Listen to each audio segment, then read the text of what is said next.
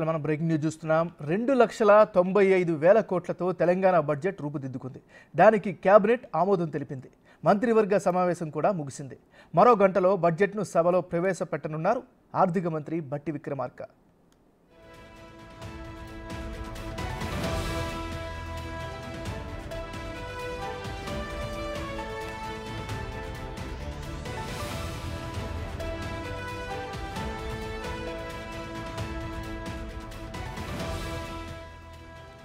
బులెటిన్లో మనం breaking news చూస్తున్నాం. 2,95,000 కోట్లతో తెలంగాణ బడ్జెట్ రూపుదిద్దుకుంది. దానికి కేబినెట్ కూడా ఆమోదం తెలిపింది. మంత్రివర్గ సమావేశం ముగిసింది. మరో గంటలో బడ్జెట్ను సభలో ప్రవేశపెట్టనున్నారు ఆర్థిక మంత్రి భట్టి విక్రమార్క.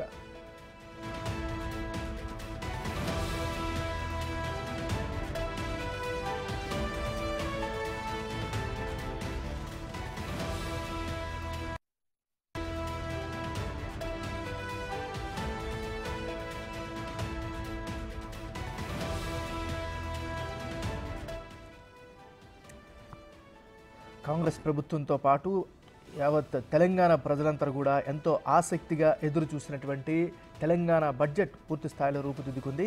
2,95,000 కోట్లతో తెలంగాణ బడ్జెట్ను రూపొందించారు. దానికి కేబినెట్ ఆమోదం తెలిపింది. మంత్రివర్గ సమావేశం కూడా దీనికి సంబంధించి ముగిసింది. మరో గంటలో బడ్జెట్ను సభలో ప్రవేశపెట్టనున్నారు ఆర్థిక మంత్రి భట్టి విక్రమార్క. మనం ఓవరాల్గా చూసుకున్నట్లయితే తెలంగాణ ఆర్థిక అభివృద్ధితో పాటు సంక్షేమం రెండు జోడెద్దులాగా ముందుకు సాగాలి అని మొదటి నుంచి కూడా చెబుతున్నటువంటి కాంగ్రెస్ సర్కార్, ముఖ్యమంత్రి రేవంత్ రెడ్డి వారి యొక్క ఆలోచనలకు, పేద ప్రజల అభ్యున్నతికి అనుగుణంగానే ఈ బడ్జెట్ను రూపొందించినట్టుగా ఆర్థిక విశ్లేషకులు కూడా అభివర్ణిస్తున్నటువంటి పరిస్థితి. ఇదేమైనా 2,95,000 కోట్లతో తెలంగాణ బడ్జెట్ రూపుదిద్దుకుంది.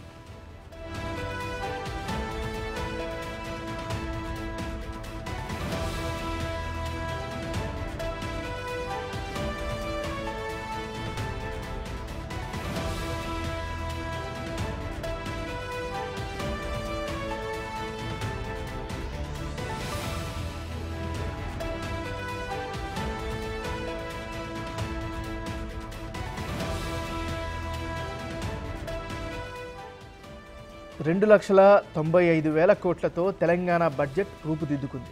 దానికి కేబినెట్ ఆమోదం తెలిపింది. మంత్రివర్గ సమావేశం కూడా ముగిసింది. మరో గంటలో బడ్జెట్ను సభలో ప్రవేశపెట్టనున్నారు ఆర్థిక మంత్రి భట్టి విక్రమార్క.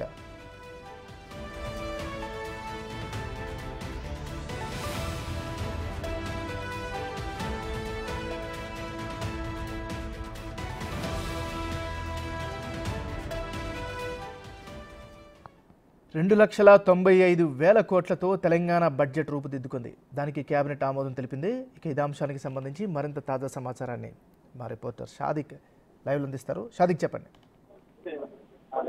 ఏమైనారు ప్రధానంగా తెలంగాణ కేబినెట్ సమావేశం ముగిసింది. కేబినెట్ సమావేశంలో 2024-25 ఆర్థిక సంవత్సరానికి గాను ఈ బడ్జెట్ ను ఆమోదం తెలిపింది. ప్రధానంగా ఒక అభివృద్ధి సంక్షేమం ఈ రెండు ఆస్పెక్ట్స్ లో తెలంగాణ రాష్ట్ర ప్రభుత్వం బడ్జెట్ ప్రవేశపెట్టబోతుంది.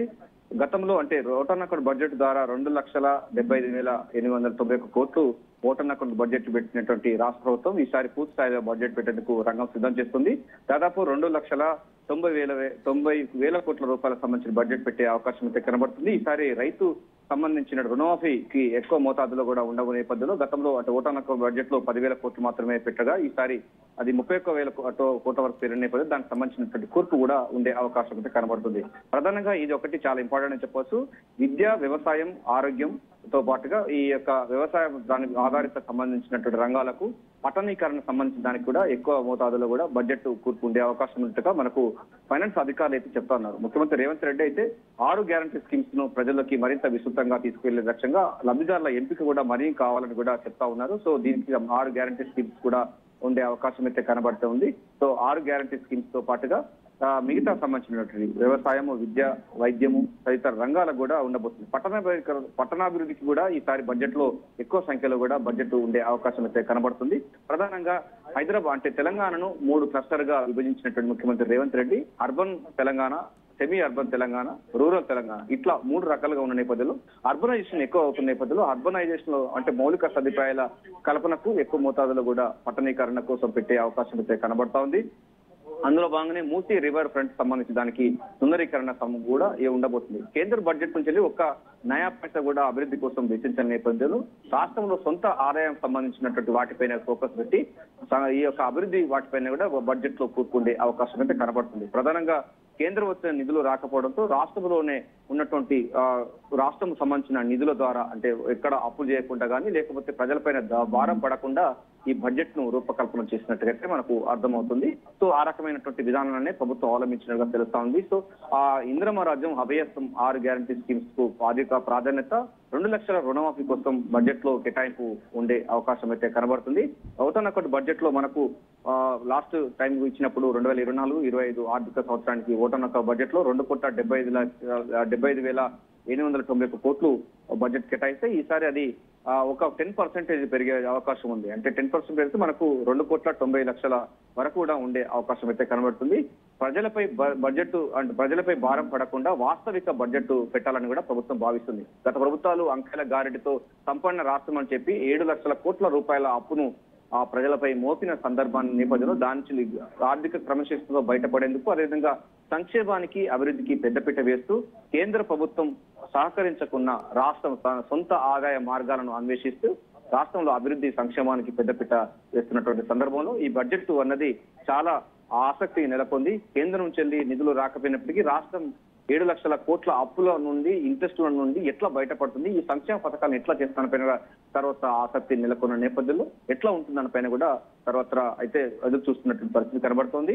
కేబినెట్ సమావేశంలో ఈ యొక్క బడ్జెట్ ను 2024-25 ఆర్థిక సంవత్సరానికి బడ్జెట్ కు ఆమోదం తెలిపింది కేబినెట్. వెంటనే కేబినెట్ ఆమోదం తెలిపిన రాష్ట్ర గవర్నర్ దగ్గరికి వెళ్తుంది. గవర్నర్ ఆమోదం అయిన తర్వాత మధ్యాహ్నం 12 గంటలకు డిప్యూటీ సీఎం ఆర్థిక శాఖ మంత్రి బట్టి విక్రమార్క అసెంబ్లీలో బడ్జెట్ ను ప్రవేశపెడతారు. దాదాపు మనకు ఉన్న ప్రకారం అయితే మనకు బడ్జెట్ కాపీ 57 పేజీల వరకు ఉండే అవకాశం అయితే కనబడుతుంది. 57 పేజీలు చదవడానికి దాదాపు గంటన్నర పాటు సమయం ఉంటుంది. సో ఆ తర్వాత సభ రేపటికి వాయిదా పడుతుంది. అదే రంగా మండలిలో ఐటీ శాఖ మంత్రి దుద్దిల శ్రీధరబాబు ఈ బడ్జెట్ ను ప్రవేశపెడతారు. సో రాష్ట్ర ప్రభుత్వం ప్రయారిటీ తీసుకున్న రంగాలకు గత ప్రభుత్వం చేసినటువంటి ఆర్థిక క్రమశిక్షణ లోపించి ఎంత అప్పుల ఊబిలో కూరుకుపోయింది, దాని నుంచి గట్టుగా ఎక్కడానికి ప్రభుత్వం ఏం చేయబోతుందని కూడా పూర్తి స్థాయిలో బడ్జెట్ లో ఉండబోతుంది. కేంద్ర ప్రభుత్వం సహకారం లేకపోయినా తెలంగాణ సంబంధించినటువంటి ప్రజల యొక్క పన్నుల ద్వారా ప్రజల యొక్క కడుతున్నటువంటి శ్రమ ద్వారా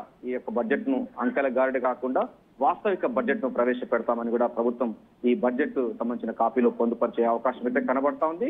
సో వాస్తవిక బడ్జెట్ ఉండే అవకాశం ఉంది. ప్రజలపై పన్నుల భారం పడకుండా అభివృద్ధి సంక్షేమం ఈ 2 యాంగిల్లో ప్రభుత్వం అయితే బడ్జెట్ ప్రవేశపెట్టబోతుంది.